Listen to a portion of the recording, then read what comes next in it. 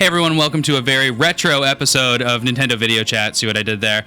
We're playing Metroid Prime this week, which was released in the US 10 years ago on November 17th, 2002. This is a game near and dear to the IGN staff, and some people in this very room covered it at the time, including Per Schneider. Hey. Prime's original reviewer, Fran Mirabella. Hey guys. And we're also joined by Nintendo fans and editors Richard George. Hello. Audrey Drake. Hey everyone. And our honorary silent video chatter, Brendan, who's going to be playing Metroid Prime today on the Trilogy version, so you'll notice there's widescreen, some extra features. We'll talk about that later. And I'm your host, Sam Claiborne, and this is my favorite game of all time. Wow. Even more, you like it better than Super Metroid? I don't like Super Metroid. I mean, I like Super Metroid, but I don't feel like it was the remarkable, like, change everything game that other people feel like it was. Got it. This is about Metroid Prime, so let's say. Yeah. Even if you're wrong, we respect you. Yeah. But I mean, this game was amazing. Like, look at it. It Being still is. 10 years old, it just looks great, and an all-star team put this together. You know, I know if we're planning on talking about that at some point. Yeah, absolutely. We're going to do a whole little history section on this and talk about the team, and it was a good combination of Japanese development and North American development, which is totally unique at the time, by the way. I mean, Nintendo did not have North American developers for first-party games ever. But yeah, this game, every time I see it, I have the pages of the November 2002 Nintendo Power here, and we were looking through it earlier, and just like every image you see of this game still looks fantastic. It still looks contemporary. It's just low res. And like, man, I want to see this one up-resed and have some treatments made to it. Although, as we already mentioned, it's been re-released a couple times, and it looks great in the trilogy. It really does. Good luck finding it. I just love all the things they do even at the beginning, right? It's been all these years, we haven't seen Samus, and so what do? They show us the ship landing, they show us this beauty shot of Samus jumping out, the camera goes around, and then it establishes the fact that you're in her visor, right? Like in the helmet. It's just so well done. Yeah, I mean, Doom had been out for a long time. People have been playing first-person shooters, but they hadn't been playing them on consoles very much, and definitely, well, there's GoldenEye, but and then, you know, a Nintendo first-party game to be a first-person shooter, like, they wanted to explain it a little bit by showing, like, this is you inside the helmet. And so I think a lot of the little features of the helmet are, like, there to show you that, too, like, instead of just having a screen with a HUD. Well, I think the really important part is it's very, first of all, thoughtful right off the bat, which Nintendo always thinks about, like, how can we lead you into this experience without overwhelming you so everybody can play. And also, I would say it's not a shooter. It's all about exploring. You shoot, but are we gonna have that argument? The first person. But what's really interesting, right away, they have you looking for things, you know, and I think that really shows you what this game's about. I'd say it's one of the best intros that Nintendo's ever done, maybe second only to like Link to the Past, perhaps. I just really like how this is paced. Yeah, this one has a lot to explain, but it doesn't feel like you're being slowed down or having your hand held the whole time. You're certainly not. Your hand is not being held. I mean, like when I first played this, I was like, I have no idea where to go, you know. But now I see it, I'm like, oh, I know the path through this innately because I played it. I love the little touches. Look at this. This is a map of the space station right there on the wall is a hologram, and you can see, you can look around, you can scan, you can go on certain things and find out what's going on in the space station. But like one thing we should mention is, of course, the big difference. When we first played this game, you could not free look, right? The original version of Metroid Prime did not have the Wii motion. Yeah. So what you're referring to is that you had to hold the left trigger and stop, and then kind of pivot your gun around, and that was a big.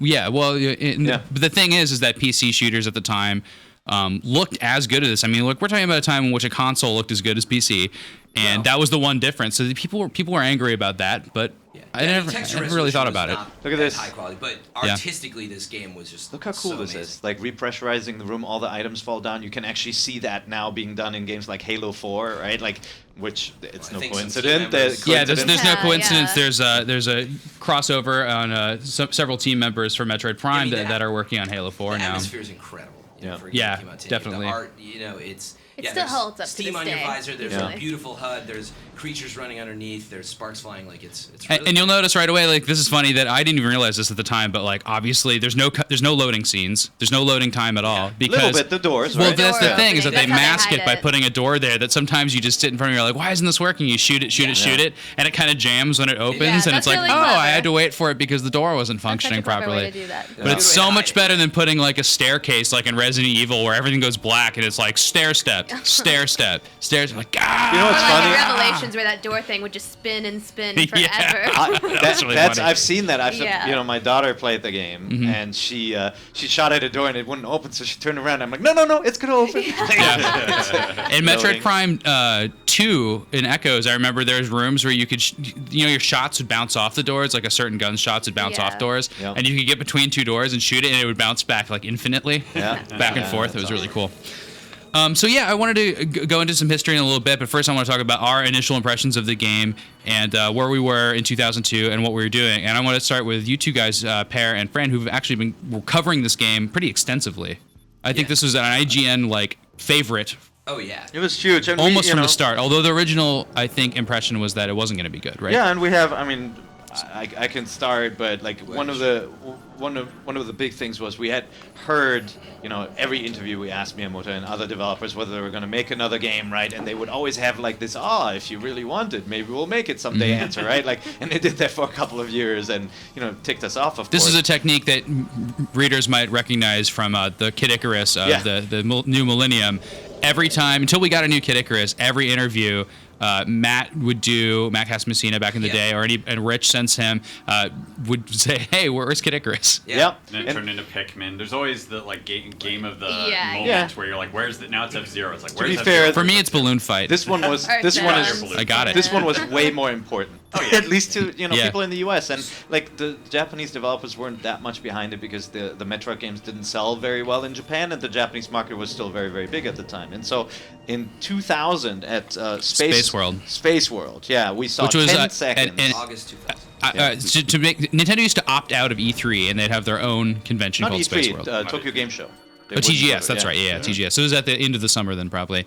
Space World moved around a bit, but this was it varied. But it was their show because they were Nintendo, and back then they could really do their own show without. And so you guys, were you both at that Space Yeah. World? So the GameCube was the hot topic, right? And then they actually showed still Dolphin at the time, and they showed a little trailer of a kind of a squished looking version of the game. Like it was like 3D. Samus. It was in 3D. This is everyone's going to remember, for starters, the famous Zelda Ganon versus Link rendering. So it was that type of thing. The wave race, the beautiful wave. Was that the same year? Yeah, they showed all these in a row. wow. So it was a mind-blowing, this next generation Yeah. of gaming Yeah. is coming, and it was 3D renders. It was like Luigi's Mansion, Wasn't- the Ganon Link fight, Metroid, and what was the shot of her just in the ship or She getting out of runs the down ship or a something? hallway and shoots the okay. door. Yeah. It was very It was 10 straightforward seconds. with It was very quick. It was yeah. a sizzle reel that they did with all these But things. part of that sizzle reel also said a Retro Studios production, Nintendo of America. I just No, watched it this they did- morning. Yeah, there was an intro to it. I and think they, that's a talked about later it. version at Space really? World. Okay. We didn't know it was retro. Oh,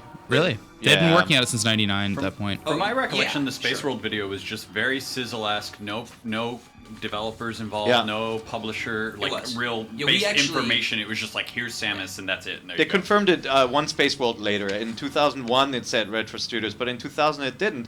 And until Retro Studios actually leaked the info that they were working on it. I mean, we knew they were working on it, but Yeah, Nintendo never confirmed it. And so, like in 2001, I think they put up. They had a playable version of it at E3 in 2001. Yeah. No. Right, well- in 2000, Retro posted a Jobs Wanted page that was all. Oh, yeah, Metroid. yeah. So before we get to the important part, right? They show this teaser, 3D. Finally, Metroid's coming into the 3D world, which fans have wanted forever. The backstory, by the way, was Super Metroid happened, 94 or 5, and we wanted to do it. And Nintendo they refused to bring it to 3D. They were like, it's not that kind of game. And Yeah. that was why we got And the you think Icarus about stuff. the technology gap between Super Metroid and Metroid Prime. It's huge. It's like the old type of game to the new type of game. It's huge, and that was really only like 6 years though, which is kind of funny to think about. But my point is, we see this and we have no idea that it's diverting in any way from sort of what it would be. Yeah. I just pulled up the old IGN article. Nice, where we have an old Retro Studios. Actually, article the funny we thing can is the way find. the article reads is just saying like Nintendo doesn't want you to know that Retro's working on Metroid, but Retro wants you to know that it's working on Metroid. There was a lot of that going on. There was a lot of fighting between them. And I'll tell you, point. we have a lot of our old coverage, and if you're listening to this on YouTube, especially, go to IGN, and there's an article that accompanies this podcast, and I'll link off to all these old articles, and there's some really cool ones. Yeah, but point is, we had no idea it was in first person. That's the quick way to say it, and so we really didn't know. Until 2001. Till IGN got an inside tip and we found out it Really? was first person. It blew our minds, for starters. We couldn't believe it. We didn't get to see it. So Per mocked up an art a piece of art which you can find. I don't know how you could search for it very easily. Search for Behind the Visor on Google, IGN, you'll find it. Is it a ball rolling and you just see the scenery like just constantly rotating? There was a frame that he took, I think, from the teaser, and then he put a HUD over it. He made his HUD up. Mm-hmm. Like, we didn't It's know super what it was. cheesy. Do you want me to read from the article where you guys revealed that it was first person? Well, I mean, I can summarize. It was basically we're saying the game is going to be in first person. Yeah. We heard that it was good. Yeah. Right. I mean, we had gotten that information leaked to us from people who obviously worked on the game. Some were not with the company anymore, but kind of gave us the details. And then I think that was the first time the term first-person adventure appeared as well, right? Yeah. Well, I mean, and Nintendo championed that term, by the way. Well, it says that Retro was working on a third-person action game starring a female lead, but then so many of the Retro's designers were working with first-person shooters that they decided to switch it over. That's right. Yeah. And then Nintendo came in and said, well, why don't we make this Metroid? And Yeah, it goes from there. we never saw it. This game was in third person. They tested it. They brought it to... I mean, that's what Nintendo wanted, actually. And they tested it at just like platforming in 3D and in third person was super tough. And then they brought this into the mix. And from this article, it says even that Shigeru Miyamoto, who felt that third-person action titles could not be executed properly in 3D at the time, helped push to move things. Moving over them, he would just leave these like cryptic comments like "bugs go," and then the scan visor came out of that. Yep. Yeah, I have a bunch of quotes here too. I at the time there was an interview that followed the release of the game, and it said Retro Studios game director Mark Piscini said. Right around the time of signing the Metroid project, I know there was a lot of discussion in the studio at Nintendo if the title was going to be first person or third person. And right before that, we'd done some work with Rare on Jet Force Gemini. Yeah. And we had some real problems with the camera. It was a major discussion. Yep. And then he goes on to talk about how he was very opposed to it being in third person. He wanted it to be in first person. And Miyamoto at the time felt that shooting in third person was not very intuitive. Yeah, and what happened, of course, the moment we knew that if we put out an article saying it's a first-person game, people would freak. And you're not going to see a bunch of the old message board and comments threads are probably deleted or lost by now. But man, people did lose it all the time. So he has an excuse for their. Company's going to destroy this franchise. Yeah. And then it was American developed, so it had The to be reasoning bad. has a lot to do with that name, the first-person adventure, for why they settled on a first-person angle. And Piscini continues. He says, and what's one of the main themes of Metroid? Exploration. The easiest way to observe your surroundings, even in a third-person game, is usually to switch to first-person and move the camera around. So that's like in Mario when you'd stop and look around and be like, how the heck do I solve this puzzle? That was the thinking at the time. Is like, well, let's not make people stop and do that. And it was really smart because instead they made people stop and do the kind of movement stuff that's harder to do in first person by switching to the morph ball. Yeah. Yeah. Yeah, and they did. I mean, Can you they did a switch- really nice you job, can't switch kind of the like morph the ball right here. transition. There we go. There you go. Right Love now it. we have all the abilities, of course, in typical Metroid fashion. You lose a whole bunch when you. Yeah, you even have the progress. grapple beam at the beginning of the. Yeah. Just giving you a game little and stuff. tease. Yeah, I mean, so are we going to talk about what makes just Metroid in this game so great, or Go just for it. those who maybe Hit haven't me. played Go, it, go, go. I mean, look, in general, here's what I think makes Metroid so awesome. Because you find out she's a girl. Yeah, right. What? Oh, we spoiled it for Spoilers. everybody. I think you have to it's- charge or something in that. So first of all, cradle. that's why I'm Leave it adamant not to call it first-person shooter. you It's go. not about that. You're not about destroying enemies. That's the last thing. They reappear in the rooms, which first-person shooter fans would be like, "This is so stupid." And I'm like, that's because it's not the point. You're not like fighting enemies. I mean, bosses, yes, Yeah. but there are obstructions in the way of your exploration. And what makes these games so fun is that it's puzzle solving. And so you get to a room, you look around, you detect things, and you earn these power-ups, and that's always been the game. Like, you crash land, and somehow all your powers go flying I like across the world. the layers of the exploration because it's not just like go in this room, find a thing, and you never go back to that room. It's you go into this room, but then you go find something else somewhere else, and you go back to that first room, and now there's something Yes. else The in game's there. I so love that. successful at creating this feeling of isolation too, especially in the Oh, first yeah. Prime, where you just like feel like you're dropped on this You're so planet alone. and you're just left alone to explore and figure things out. Yeah, you were on your I just want to say the character Exactly. model is so nice. Yeah, look how and nice that look how looks. respectful they are towards the older games with the save.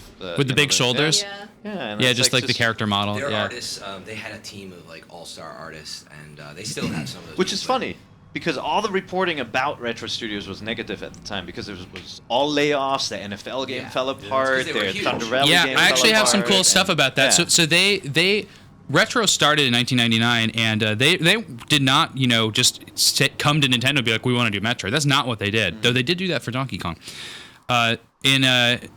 so I have an old. The first rumblings of Metroid were from Game Developers Conference, actually, in 1999. IGN reported on it, and Miyamoto just kind of like said something coyly, about it.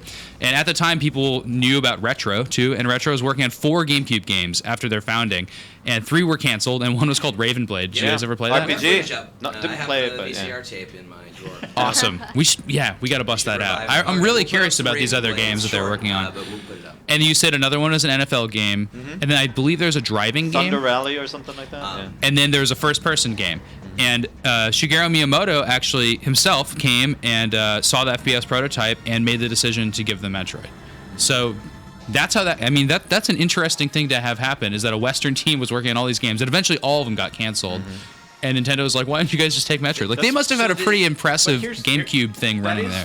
These are all GameCube games, too. That is fairly typical of Nintendo, though, where they work on prototypes, they work on ideas, and then they figure out what franchise goes on it. So it's weird as hell to us to be like, oh, you're working on a shooter, oh, and now it's Metroid. But that's actually kind of how they do it. Mario Sunshine was squirting water out of a water pack. They didn't know what it was going to be. Yeah, there's just well, they just had a bunch of guys in the group come up with all the different ideas, and Sunshine's what they went with. So they just go by concept. The part of that story, though, I don't know what's on the reports, but they were working on a third-person game, and maybe that's. Yeah, we just talked. Yeah. Well, I know, but he said a first-person game, and maybe they were. Well, I think it went third-person, first-person, Metroid. Yeah. But the point is, they had this third-person game, and were really excited about that.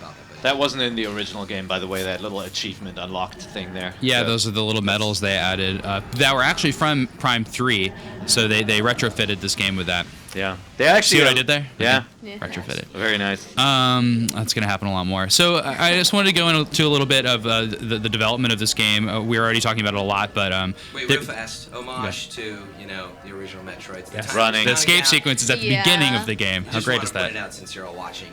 This is such a fun part of Metroid, because you always know it's coming. And everybody knows. I mean, a lot of the inspirations for the Metroid games came from the movie Alien, of course, where you have this iconic I was going through all these interviews, and they would never say that word. Of course they wouldn't. But that's silly. Now people are just like, I love Lord of the Rings, so we made this game. Well, it was a different time, and remember, there were lawsuits around the Donkey Kong name with the King Kong. 20 years earlier. So Ridley. But they were I know. That's funny. That's And like the H.R. Giger thing for the actual Chozo in the original Metroid is looks exactly like an alien, which is funny. Anyway, so Retro and work with NCL, the development team in Japan, and there was a couple leads that you guys will all know the names of because Rich has interviewed them, and they've been on the site a lot since then. One is Shigeru Miyamoto, who's a producer, and he had so much involvement in this game. You don't think about him as a Metroid guy, but he did. Kensuke Tanabe, and he worked on DK Country most recently, and he made Super Mario Brothers 2, by the way. He directed that game. Tanabe, the last thing I ran with him was Paper Mario. Actually, he oversees a lot of the outside external developers that work with Nintendo on projects. Yep, and then we got Kenji Miki, which I don't know as well, but he did Ice Climber, and he ended up working a lot on Melee. Smash Brothers Melee, which we saw a level of actually earlier. We passed by it, but where there's the dead parasite queen. Yeah. That's a level in Smash Brothers. And then Metroid code creator Yoshio Sakamoto, who worked on Other M. Yeah. And with the Ninja Gaiden team, right? Team Ninja. Team Ninja. But what's cool is that Kensuke Tanabe, I have a quote from him that says, "The only thing we handled completely on our end was the music, which was done by Research and Development Team 1, R&D 1. And Kenji Yamamoto, who did the music for the original Metroid and all of the Metroid games, did this music, and which is my favorite score. I love it. And then other than that, everything else is handled at Retro's end. So they were there to set deadlines, which I hear were really hard. Like they're 80 to 100-hour weeks, and it was really tough. And then to get people to kind of like make a really good game. But Retro led this project. Yeah, for sure.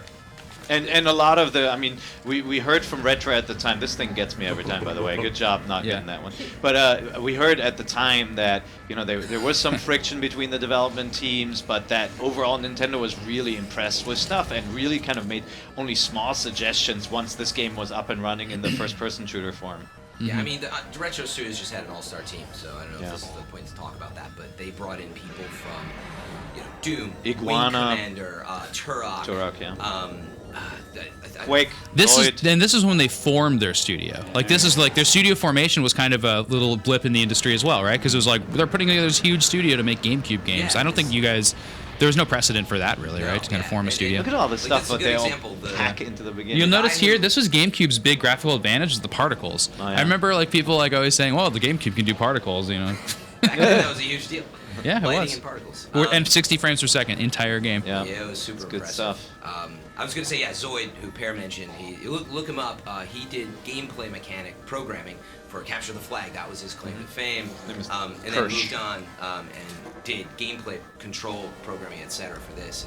And you don't think about those things, but people who are really good at that stuff, it goes a long way. It's all the subtlety and what makes it feel so oh no, she lost all her shoulder pads gone. And I've always not liked how Samus looked at this because it looks so different. They should have kept at least the shoulder. It makes you want to get the stuff. So that's it. Yeah. It bothers you, right? Yeah. You're like, oh, I'm gonna get all that stuff back. You just see. Yeah. I thought that was cool.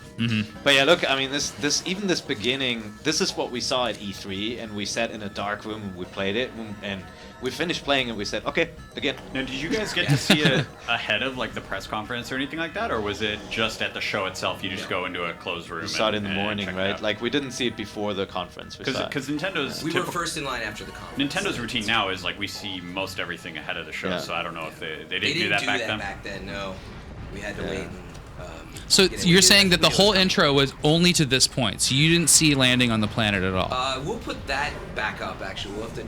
A lot of this stuff is on IGN Insight. No, I'm saying when you guys first saw the game, the demo was escaping the space station. We have the demo recorded entirely. Oh, you have it. Okay. And wow, did it that's stop great. About here, or? It was a truncated version of the escape. So you fought the boss, right? And then you escaped. So it was a truncated version of that. And it showed because it's pretty long. But it showed you all the cool stuff with the repressurizing, the visor effects. All that was already in. So here's Ridley. Yep. Yeah. What's funny though, or Meta Ridley. We were talking about sort of our first impressions. I went to this to that E3 and I didn't play Metroid Prime because everything that IGN had written about it made me uninterested in the game. Oh I wasn't. Well, remember the early screenshots and everything that came out looked so bad, and I just didn't want to. I wasn't that interested in it until I think it was actually Fran's review. When that showed up, I was like, oh, holy crap, maybe I just totally... Everyone was confused about it at first. Didn't think the right thing about this game. The first-person stuff turned a lot of people off, and I just didn't get it. I was like, I don't understand why I'd want to play this. I remember watching it for a little bit, and I was like, well, why aren't you shooting anything? Well, I have this great... I have this quote I want to read, because like we often get, our users write in saying like, hey, you guys said this game was going to be amazing, and then it turned out like it wasn't. Yeah. And we reiterate that when you see unreleased games, you have to sometimes give them the benefit of the doubt, because when I saw Rayman 2, it looked like crap. Rayman 2 was choppy, it didn't come together, it was buggy. Environment and then the game turned out amazing, and Metroid was a story where here's a eyewitness report from sources close to IGN back then. They were, I think some of them were at Nintendo, but they said, from what I saw, there was a lot of uninspired formulaic shooting through 3D hallways. What? There was barely anything to do. Another informant said that the build shown sucked. Right, like that was kind of like the spirit of the coverage back then. But that's the thing. Are you gonna break the sequence? Wait, guys, you can break sequence here. You gonna do it? What are we doing? No, you don't need to. Remember, you could jump off the edge of the ship. You can't do it in Trilogy. They fixed even the Euro versions, but you could jump off the edge of the ship and get the double jump. Oh, really? Funny. Yeah. Didn't even know that. But that was the interesting thing, is if you think about it, especially for shooters back in the day, if you were to watch this for like 5 minutes, you'd be like, well, why am I not doing anything? Yeah. Why is there nothing to do? And especially if you don't really get Metroid even, or this is your first Metroid, you'd be like, I don't understand. Why isn't this like Quake 2? Well, remember the contemporary, but Half-Life was already a story then, right? And so I think people who understood Half-Life were interested, but then diehard PC players were turned off. We talked about this earlier, that you didn't have free look. They started playing this game, they're like trying to use the little yellow stick, the C stick, to move around the camera, and they're like, what the hell is going on? Why can't I look around? That was my main point, is people like look at it, they expect this action shooter, like it's all about shooting, and it's not that at all. This is really like a sci-fi Zelda in a lot of ways. And you were saying that's why they included lock-on, like that's a big deal too. Like it's just they had to for the controls, because on the control you couldn't really do good first-person shooting anyway. You could do circle strafe for but they wanted to accomplish a few things, which was getting you to look around, and also jump platforming, which platforming in first-person shooting, mouse and keyboard, is not so easy. I like how even on the ship at the beginning, which should be no lines in this game are straight. Like everything is just like really curvy and like is like kind of crumpled around you. That's always been like my impression of it. And you play so many games, especially from this era, where it's like I'm walking through an office building, killing stuff behind blocks. Well, this world feels so alive because of that. It's just so alien and yet so realistic at the same time. And there's height. So you're always jumping. And that was a big deal at the time too. Like first-person jumping. I remember everybody like being like, "No, that'll never work." And all the creature it's hard. Jumping so Flash cool did it. Here's something funny. We're talking about PC games of the era and stuff like that, and I asked readers for their impressions on Twitter, and they're sort of sending them in. I actually have Kyle wrote a quick tweet at me and said, it didn't have dual analog controls in an era where shooters demanded it. He said console shooters, but shooters in general demanded it, and he said it made it unplayable for him. So that's interesting. Like, we're talking about that, and there were a lot of people, obviously, but I mean, like, it was the same thing with Resident Evil 4, by the way. Like, people expected a certain like gameplay mechanic. The game is brilliant, and if you I get that certain things are not for certain people, but hey, maybe he could play it on Wii U now, or Wii, because it feels great on this. Yeah, I know what you're getting at. The experience was still brilliant. I mean, to say I expected it to be a shooter and to feel like that, it wasn't about that. You needed to enjoy it for what it was. See, I don't think the game mechanics never really called, at least in my mind, for. I didn't really miss having dual stick control for the shooter because like you don't really need that. There are some when you're fighting the space pirates and stuff like that, maybe a little bit, but an hour into the game solved it. They balanced it really well. That you don't need. You lock. Yeah, you just lock. I didn't really have an issue. I think it's the same with Resident Evil, right? Like once you start playing, you get why it is what it is. Like Resident Evil, if you could strafe, you could finish that game really quickly. You would never be scared because you always knew where the zombies were, right? And you could run. Yeah. That was the beauty of, like, for example, Resident Evil 4. Right? You had to stop and shoot, which people hated, like especially PC people. So I'm just it's similar to this. I love that. I'm still getting used to running and gunning in Resident Evil games. It just seems wrong. Tangleweeds. There's other things wrong with contemporary Resident Evil games. That is true. It's stupid to get bogged down in controls with this because it's like it is. That's kind of what I was saying. Yeah. Well, I think much like Ocarina of Time, like this was just such a very interesting and different approach to controls. And back then, it was just like, what are they doing? Yep. But then when you play it and you really get into it, it's like, oh, okay, I understand. And like again, just to finish my commentary on gameplay of Metroid, right? Like, if you play this game, you're sort of just going down hallways when you really just break it down, but you're opening up these new areas, and in each area there's a little something to look at, and it's a puzzle. And it's not as simple as there's a crack in the wall and you, I need to get bombs and come back. That happens, yes, but there's like color-coded things. Oh, yeah. Then you see, for example, like this, like the magnetic morph ball, for example, when that was uncovered, it was pretty amazing because you saw these tracks. You're like, well, it's clear for my morph ball, but how the heck am I gonna get up there? And then you realize when you get this magnetic ball, stick to the wall. Oh my god, there's all these places I can go to and these areas I can get to, and that's what makes the game exciting. When you think about what it did, it's so impressive. It's like when Zelda went from 2D to 3D, and not with Ocarina of Time. This was the exact same thing for Metroid fans. Just suddenly that whole world was in 3D, and it was completely different, but it still felt so Metroid. So can we check out the map screen real quick? As I always like talking about the map screen because it's probably my favorite map of all time. It's complex and it's hard to get used to, but once you do, it works so well. There you go. It is. It is super confusing. Yeah. If you can pivot it in a bunch of directions, spin it all around. As you unlock stuff, I love this too because this is the honeycomb map is like from Metroid, Super Metroid. Yeah. You're seeing one of the little differences in the later versions in the upper right corner. That compass, when we first played the game, was not present. That was added for the Japanese and the European versions, and it's been kept. So look, I want to show you. See it by the S there. There's two little boxes like up at the top. There's two little the blue boxes. Those are really late game doors, and you can see them, and it'll just drive you crazy because it's like they're blue doors. You can open them. Very end. Yeah, you just can't get up there. It's really funny, and that's how you discover. I mean, this game's about exploration, and part of exploration is not just looking around. It's by like studying that map and zooming in close and rotating it, and you'll see like a little divot off the side of a room, and it's like, oh, there's something behind these plants, and you can just roll into it. Oh, it's so great. All around because you'll see just this tiny little room that you missed. And right now, this is another feature, scanning all the lore. You can scan every enemy and every piece of lore from the very beginning. So you have to get them on the ship too. If you miss them on the ship, then you're totally screwed. But that gives you a rating in the game, and it adds to your missile count and everything. And this is from older Metroids, but it unlocks a different ending. I think that's actually one of the issues I have with this game. There are two different types of scans, right? They're the pivotal ones that count towards your score, and then there's just additional stuff that you don't really need. They're darker orange. And because I'm so OCD, like it did slow down the game to me. And some people called it kind of disparagingly a first-person scanner, right? Yeah. You walk around and it funny, actually. would interrupt the flow of the game. And when I was playing it, I wished. By the way, this is one of the earliest areas shown in the old screenshot. But it interrupted the game. I was wishing that when you scanned, the voiceover would just tell you what the scan was and let you move around while it was talking, rather than stopping and making you read. I like how there was like certain enemies that there's like a variation of it. It'll be like an ice wasp instead of just the regular wasp, you know? And like you just totally miss that until you like realize, oh my gosh, I'm missing like 2 things I didn't scan, and you can never go back or whatever the case. You just got to play the game again. Too bad. So they reduced the reliance on scanning in the later games a little bit. Let me point out something, right? Turn around. So this is a great example. So you come through here, you're like, that looks like a skateboard half pipe with that. Yeah.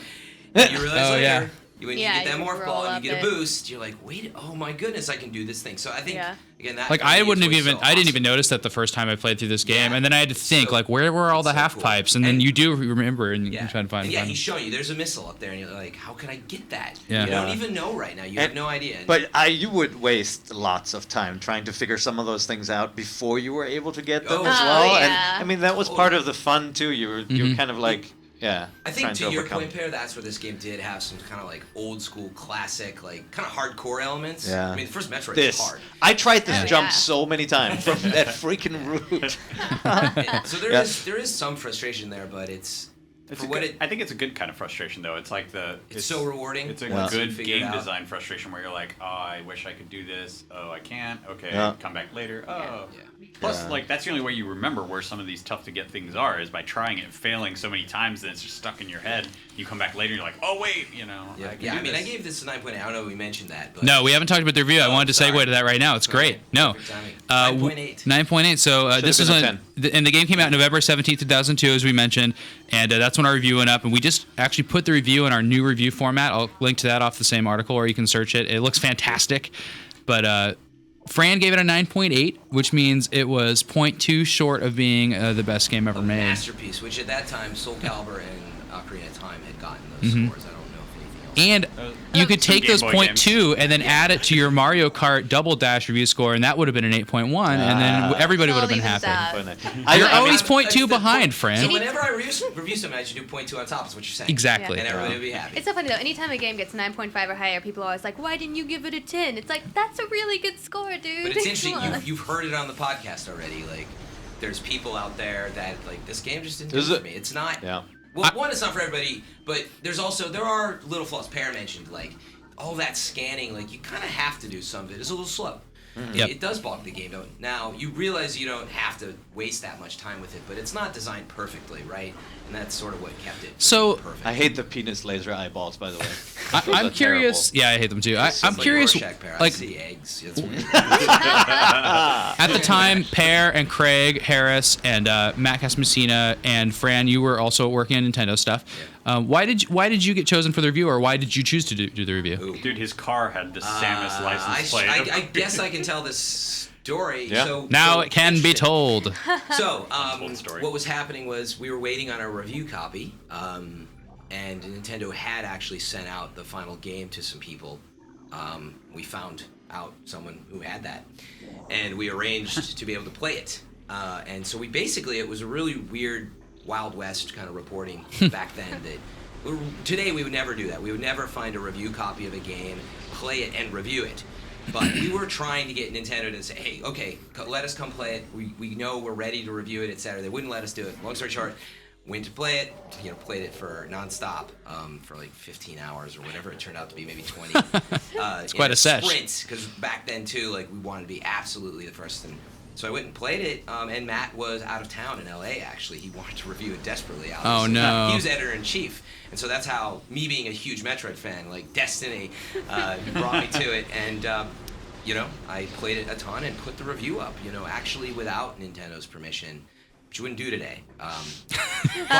Well, unless It worked out. Unless it's out, right? Unless Yeah. it's out. Yeah. But And honestly, it was that's a really interesting review scenario, actually. Like, despite Nintendo, we've always had a great relationship with retro, right? So yeah. it didn't hurt that, which is good. And They're happy it's with it. when you put up a 9.8 score review and you're praising, and I call it a have Masterpiece and a show horse and all these No things. one's gonna worry too much. I think that obviously they're control, freaks, and they were super angry about that, but they had to be like, oh. And I think that, I think the they were reviews are wrong. positive. I think they were 100% wrong. I think that they botched marketing of Metroid Prime in the worst possible way. They could have earlier on shown people a glimpse at what was good, and they were just not good enough. They had pictures leaked out through Nintendo Power that looked terrible. They never really advertised Metroid correctly. It's like when Metroid Prime 3 came out, and they just didn't advertise it at all. After it came out, no one even knew. They were so protective. Like, correct me if I'm wrong, Pierre. I think we pretty much only saw like the opening, and I don't even know if we saw anything else. Did you have previews of it? And there were screenshots. There's screenshots of some of these levels. So just screenshots, no other hands-on after E3? Not really. I don't think so. I mean, They did do a unofficially demo ad maybe. Yeah. Can't confirm that. But we kept on telling them, hey guys, can we take screenshots because your screenshots are horrible and you really need to show this game in video form, and they just wouldn't do it. Yeah, that was it. So we did see demos in NOA, etc., but they wouldn't give us the video to show the audience. So speaking of this kind of low impact launch, and people knew about it. Fans knew about it. There weren't many GameCubes out there at the time, or GameCube games. But it actually ended up selling 1.49 million copies, which is really good for GameCube. But in the grand scheme of things, like that doesn't sound like much now, but it was a lot at the time, and it was super. It was a complete success. But here's something interesting. It came out the same week or same month as Grand Theft Auto Vice City, and it sold. It was second best that month, basically. November 2002. It did. Yeah, and global sales, it was just under 3 million global, I think, lifetime sales. It tanked in Japan horribly, where people did not play first-person games at all, like not even RPGs. They just were never that successful over there, and they kind of let it go. So I think it sold like 100,000 units or something in Japan. Yeah, I always heard that. It's the same with like Halo and stuff at the time, right? They just didn't work over there. And people started saying like, oh, shooters won't work in Japan, but now they're taking off. There were very few American-made games that worked over there as well. I think Crash Bandicoot was one of the few ones, and Tomb Raider did all right. We're sorry, Japan. And that was European-made. So yeah. So. Yeah, this part's. I remember this part being annoying. You're supposed to keep locking on, by the way. Yeah, you have to lock on. So that's where the Wii is spoiling you with the. You have to scan the nest or the thing there too, or else you don't get the scan. Yeah, like this boss fight's and puzzles. I wanted to mention that this actually launched alongside another Metroid game. It launched alongside Fusion. They both came out at the same time. It's a really great way of doing it, I think. Yeah, and so Fusion was a 2D GBA game. It's also 10 years old now. How crazy is that to get no Metroid, this huge drought of Metroid, and it's like, here's 2 Metroid games for you, and that's how they do and it. they connect. That's how they There's roll. a special connection if you had the GBA cable, which 9 of you did. I did it. I had it too. If you did this, you could unlock the first Metroid and play it on your GBA, on your for GameCube. one thing. On your GameCube, right? And on your GameCube. I mean, I know you could play it on your GBA. It was just on your GameCube, and you could save it to a memory card on GameCube. I remember, so is that what it was? which you couldn't do with the original NES game, right? And then you could also play as the Fusion suit in Metroid Prime, which looked pretty cool. It did. It was like this purple, weird suit where you could see like the kind of her suit under it. Oh yeah, it's very removed. This was Nintendo's first foray into dual screen gaming. Remember, the DS did not exist at the time. There was the Game & Watch. So there was all this talk about connecting the GBA and the GameCube together. Some early things came out of that. Like it's basically the Wii U, game, but it never took off because it was just you had to have all these devices. Well, so this year they did it with several games. They did it with Animal Crossing, which is great. There's a little island you could go out to and like farm coconuts. Wind Waker, the Tingle Tuner. The Tingle Tuner and Wind Waker, and then like there's 2 others. There's the Pac-Man Versus, which is of course the infamous E3 fun game though. You need to lock shoot on those. And then what was the final? Four Swords also had a required your GBA collection. Yeah, you had to have so much to be able to actually play that game with your friends. So, did you guys ever get the 100% ending? Yes. I definitely did. Yeah. I did. It took me forever. What? I tried to do it. I went back the second time and there was like 1 scan I missed. Oh yeah. Totally do Probably it in the one trilogy. that jumps out of the lava lake or something like that. There was actually a very specific one that I forget now. There was like really a handful that everybody had to miss. know about, It was or in the you missed beginning, it. Actually, there's one very easy to miss in the beginning. Yeah, there's panels. There's space pirate panels in the beginning that you have to scan. You have to be really thinking about it from the start. Yeah, but I think there's 3, actually. Isn't there 3 endings? There's regular, there's like sort of a medium level, and then there's 100%. Getting the missiles. I love these little upgrade cutscenes, too. The music, the celebratory stuff. I mean, this is, again, classic like Zelda type stuff. It makes you feel like you did something, you know? Yeah, and then the big music. screen. Fanfare, yeah, like proper fanfare. So cool. Did a little fanfare volume edition Nintendo's there. always been good at that, like Pero is. I love that. Things to say. Yeah, I mean, you I gotta think do sound right at those. no, moments. and a lot of developers talked about this years later. Is And an Nintendo knew how to reward players. It was, and some games mess it up, right? Donkey Kong 64 messed it up. So many collectibles that nothing mattered. I stopped In these playing games, that game. I just yeah. got so annoyed. In these games, whenever you picked something up, you felt like a superstar, right? You're like, oh my god, I've got the super something particle accelerator. Again, that's what all this was about. You finally get like an upgrade. You're like, oh, sweet, and then hopefully you can use it to unlock something. Did we bring any parts of the save that we can skip ahead or no?